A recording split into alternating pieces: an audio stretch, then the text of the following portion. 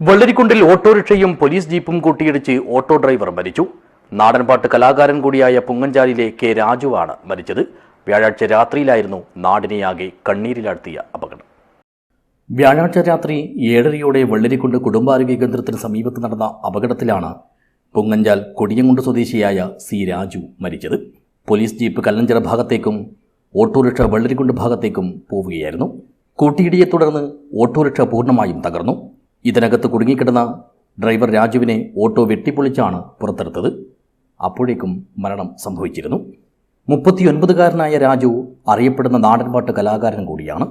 അതുകൊണ്ട് തന്നെ ഈ യുവാവിൻ്റെ അപകട മരണം നാടിൻ്റെ തീരാ നോവായി മാറുകയാണ്.